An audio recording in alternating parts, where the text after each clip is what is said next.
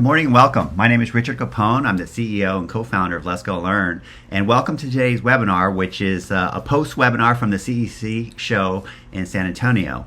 So it was a fantastic show. We were so honored to be platinum sponsors, and there was a lot of buzz. I mean, obviously, there's a lot of great PD that everyone learned from, a lot of networking going on, and also, in my opinion, since we're more technology focused, there was a lot of discussion on AI, which was sort of exciting.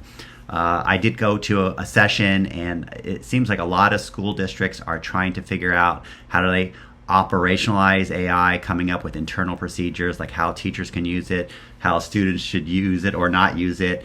And then also we were coming at it from a vendor perspective of how can you evaluate AI products, and we're going to have a webinar in the future talking about how to evaluate AI products. And then I might talk a little bit later in the very end about what we're doing as well. But today, I know some of you saw us at our booth and some of you didn't have time. So I'm going to be going through and talking about sGoLearn. And this webinar is going to be about 30 minutes. It's going to be very, very succinct. And so I hope you enjoy it. So let me start off. Okay, so I started sGoLearn in 2000 with Dr. McCollum.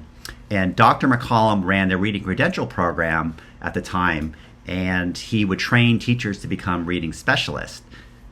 And what that means is essentially he taught them about assessment. They learned how to really dive down and break assessment into pieces and to answer the question, why is this student struggling in reading?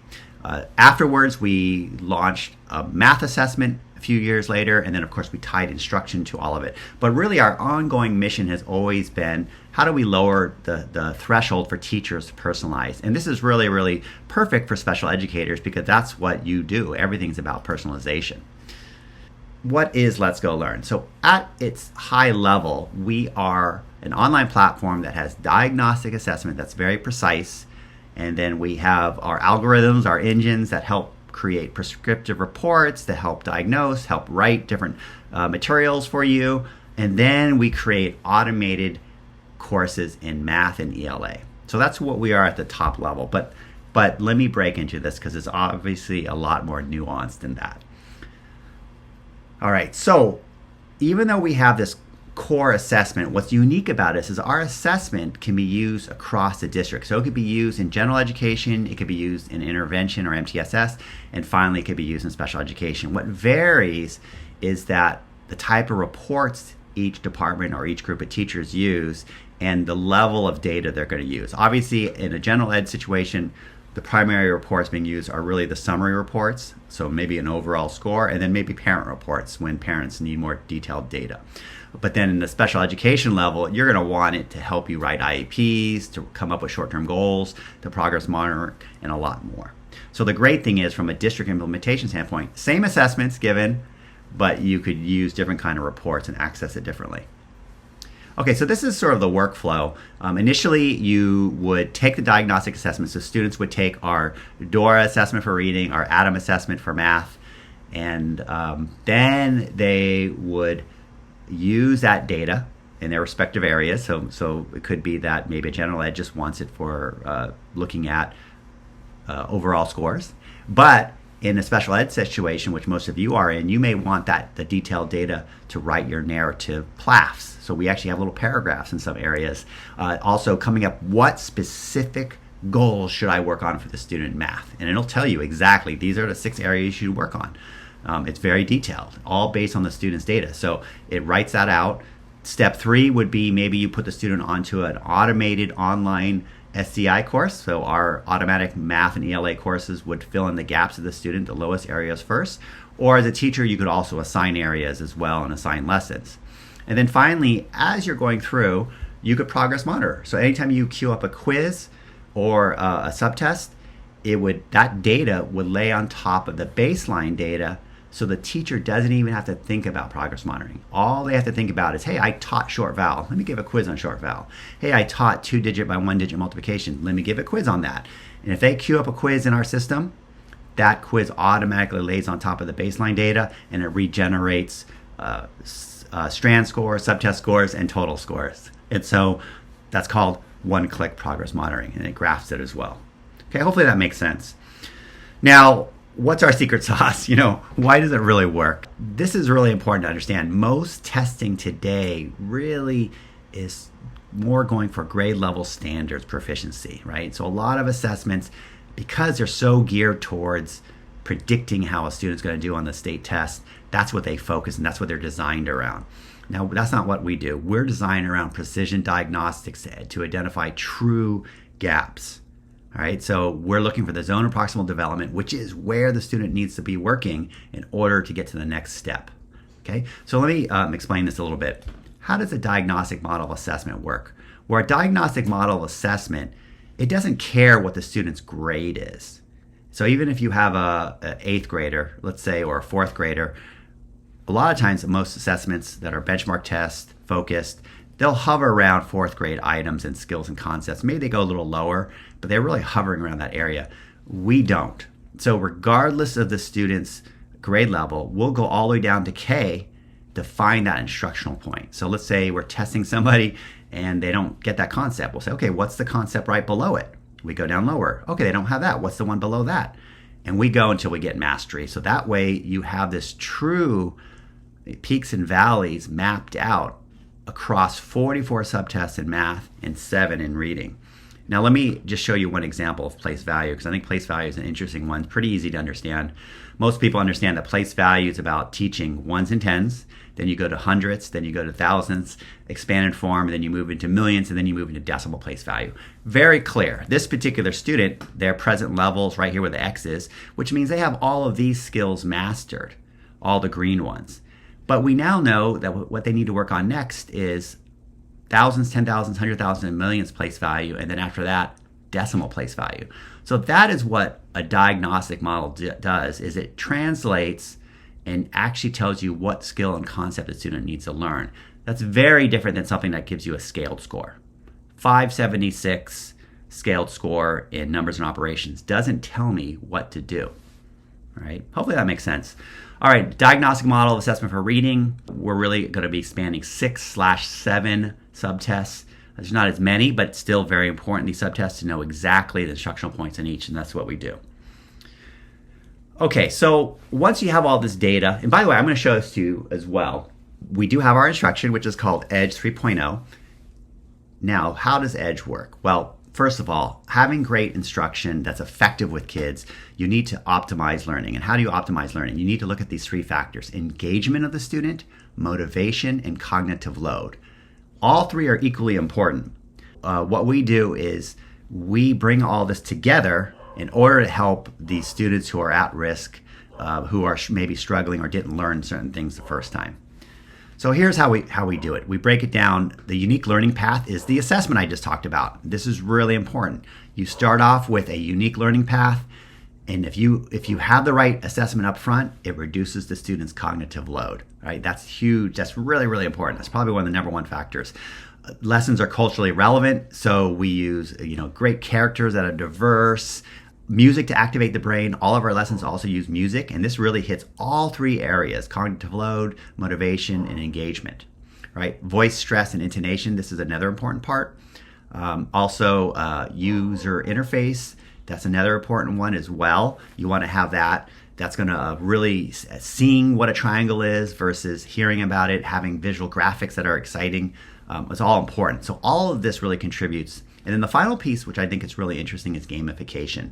Now, we're not the only ones who use gamification, but you need to have a point system. Students like getting points. They like seeing progress, right? They don't want to do something that seems like it doesn't end. And that's really important. We have great gamification with badges and everything. All right, so that's how our instruction works. And remember, we give a gap-focused, personalized course for each student in math and ELA, as well as the teacher can assign lessons to, and show you all what I'm talking about. Okay, so I'm in a class. This is a demo server. It's real data, which is exciting, but the data, all the students' names have been obfuscated. So let's start off in ELA, and let's take a look at this class here. So initially, we see, this is the reading data. We see high frequency words, word recognition, phonics, phonemic awareness, spelling, vocabulary comprehension. And you also see up above in the little black tooltip, it says score range is 0.5 to 12.83. That's mid-kindergarten to high 12th grade, right? So the scores are in something that's tangible. This is the first thing that's important. That makes sense. Oh, this student right here, Wade, has a low third grade comprehension. He's got a high third grade, high frequency words, but it's green, which means that's the maximum score. So great. He's maxed out high frequency words. Phonics is green, 4.83, high fourth. Great. He maxed that. So his decoding is great. He's maximized his decoding skills. He's just low really in vocabulary and comprehension. Right off the bat, that's telling me what I need to do, right? So this is the great thing about data like this. So here's another student. Oh, this is interesting. Carolyn maxed out her sight words, but 0 in phonics. So that tells me, wow, that's an area to work on, right? It's very, very clear. And also as a result, her comprehension is very low too.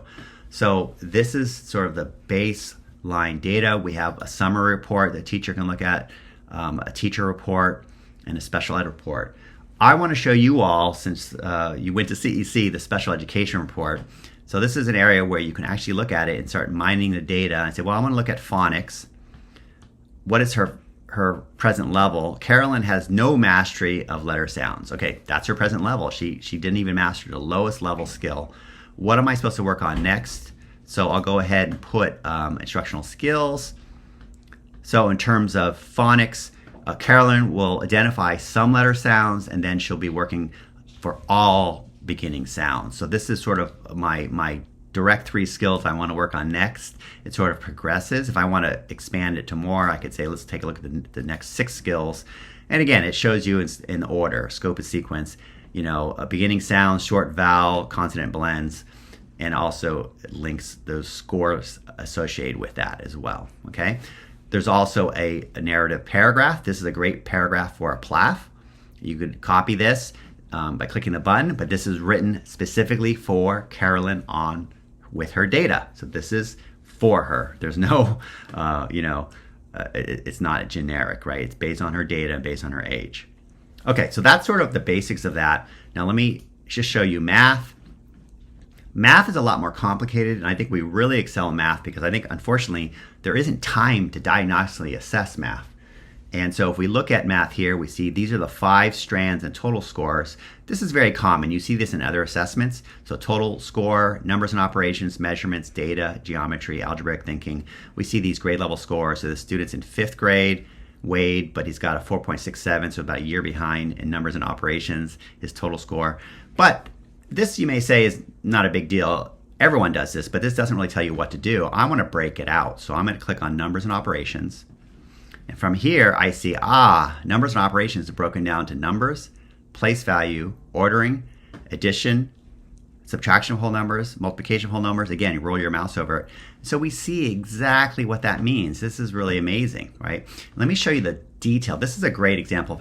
You say, well, how granular is this data? If I look at place value and I select it, say, show me my whole class in place value, and I click instructional placement, this is my whole class in instructional place value. And I apologize, this isn't a realistic class. You don't normally have 100 kids in it. Normally you'd have a smaller group. But you can make the same, your groups can be small. But if we go down to the bottom, all of these students have mastered place value. These students are working right here on 2 digits. In the very top one, these students are working on decimal place value. So this is exactly where the students need to work, right? It's pretty powerful. If we were to look at Wade's IEP report, the special education report, we could then say, okay, let's focus on measurement. That's the lowest one for Wade, right? So this is how you might work on IEP. You may say, well, I'm going to look at measurement and get some present levels. So I click on measurement, hit refresh, and now we see Wade can identify the value of a group of coins. Wade can demonstrate understanding of the days of the week, right? So these are the different areas of measurement: money, time, temperature, length. This is great. This is what Wade can do. And now I want to flip it to instructional skills. Let's take a look at 3. Refresh. Now some of the ones disappeared because I think he maxed out on money and time. But now where he's lower is length, weight, capacity and volume, and rate. So let's look at these. I would look at these scores and say, okay, weight, he's lowest.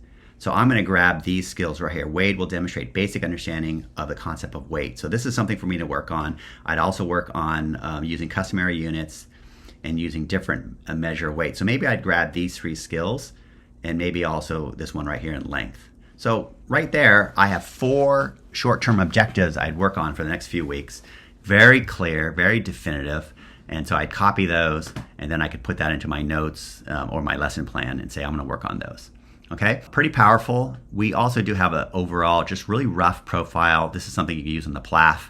Just talking about overall across the 5 strands, how Wade is doing. Let me talk about one more thing, and then we're going to jump in, and I'm going to take some questions. So overall, oh, actually, let me see here. Let me show you one more thing, sorry. If I go back to math, the other thing I want to point out is progress monitoring. This is really important. Let's take a look at Wade. I'm going to click on progress monitoring, and let's just look at it overall from a summary standpoint, and I'll do 5 years. So what I can do, oh wow, so he's got a lot of data. I can graph his data over time, you know, whatever bands I want to. And these are all his tests, right? But what's amazing about this is it's not just full assessment. Anytime he takes quizzes or subtests, it lays in here as well, and it also recalculates your total score. So if the beginning of school you do a full assessment, and then 4 weeks later you do a few quizzes, and then 4 weeks later you do a bunch more quizzes, you can still graph his total score at each week that you gave any kind of test, because it recalculates it, right? Or I could still break it down into those specific things I worked on too. But the great thing is, again, this is a great tool to share with parents, or in a 2-process meeting if you had to show, hey, are you progress monitoring? Absolutely.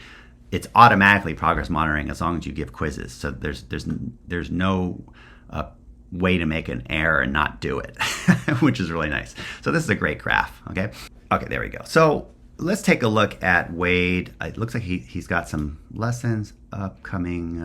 Let's go to usage detail first.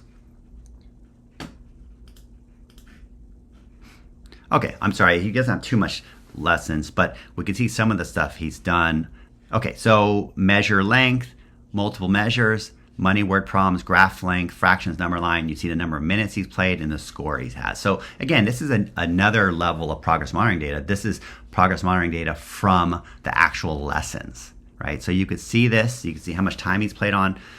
We can also go back and say, well, what's happening next? What is Wade going to be working on?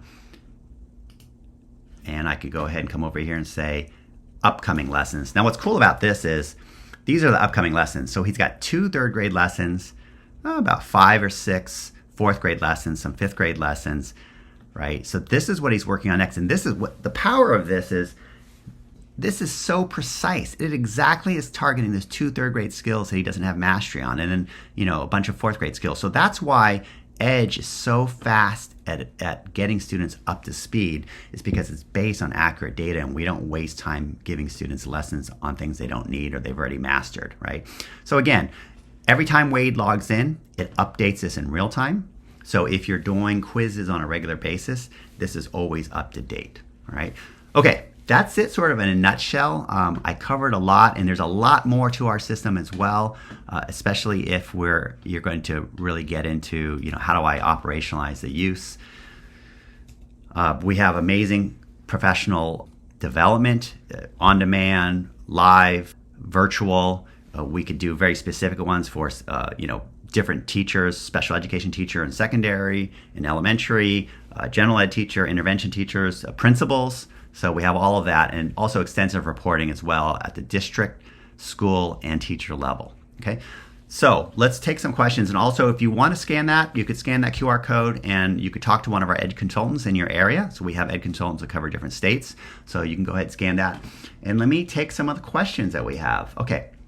Can you explain in more detail how your assessment compares to Ames Web for progress monitoring? Yeah, a lot of people use Ames Web.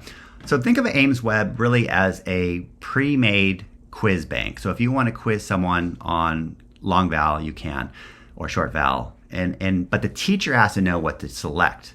The difference with our system is when we do a baseline assessment, we already figure out exactly where the student's at across, remember, all those peaks and valleys. And then you would say, Richard needs to work on place value of decimal next. So now you don't have to think about it, you know, and you may work with Richard and you teach me place value, and then you quiz up place value, Q up. And once I pass that, here's where we're different from Ames Web. Our data that shows that we passed decimal place value lays on top of our baseline data. And so the baseline data and the progress monitoring data is all compatible. And then it recalculates the strand score for numbers and operations, and then it recalculates the total score for math. So anytime you give a quiz, so it's really completely integrated. That's the difference, is that we integrate with an assessment. Okay, still got a little bit more time. You mentioned that you use a diagnostic model of assessment. How is that different from other products like iReady or Renaissance Learning? They say they're diagnostic and they have instructional options like you. Oh yeah, okay, so that's a great question. So really the difference is you got to look at the assessments, right?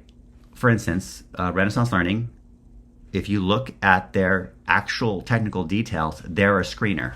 You call them up, they say, yes, we are a screener. Their marketing materials may call themselves a diagnostic, but it's a 15-minute test. What is a 15-minute test supposed to do? It's supposed to be a quick screener. It's quickly saying, hey, yay or nay, high or low. So that is not diagnostic. Okay, it can never be diagnostic. It's like saying the sky is green. Right? Now, the other thing, the reason why we're different is you got to look at the data. We have lots of subtests, right? All those different subtests really, really break it out.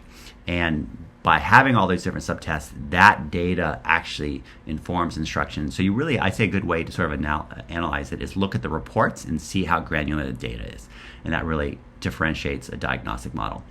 Okay, the next question is, you mentioned that you have advanced technology. What about AI?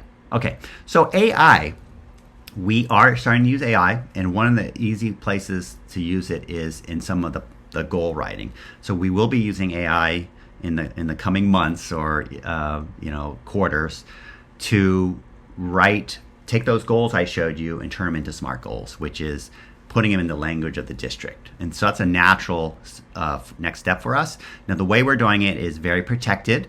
We don't ever push student data into ChatGPT or anything like that. We're using AI natural language model, the way it uses large language models to ask questions and change things. So it's really a way for us to save on engineering time. We could literally tell it, take these goals, rewrite them in this format, just like I'm saying it, and it'll rewrite it, and we could push that into our interfaces for our teachers. So that's how we're using AI. I do think that brings up bigger questions. That's something we could talk about in another webinar. All right, got a few more minutes. Another question is, our teachers struggle with learning systems. Your system seems complicated for new teachers. How can we make this work for ourselves in our particular, I can't even read that, sorry. Yes, it seems like our system's complicated, but here's the reason why it's not. Initially, it's just learn how to use assessment and assess your kids. Then we chunk it up. Okay, day after the assessment, everyone's done with their first testing window. How do I use the basic data? How do I look at the basic math and reading page? Then what we do, the way we make it simple, is we break it out based on everyone's position. You don't want to lump everyone together, right? After the initial product training and maybe some basic reports, you then break it out into, okay, special ed teachers, general ed teachers, elementary, maybe math teachers, secondary. We actually show you specifically what you need to know, right? And then we also have a la carte videos. So if someone says, hey, how do I do this? They just go over there, look for it, find it, and they can watch the video. So it really is not complicated once we narrow down and sort of let people know that you only need to use the part of the system that's pertaining to your particular job, right? Okay, don't see any more questions. So again, thank you so much for attending, and stay on the lookout for other webinars we're gonna have in the future. And if you wanna talk to someone, go ahead and scan that QR code, or you can send me an email as well. My email is right there on the bottom of the slide. All right, thank you so much.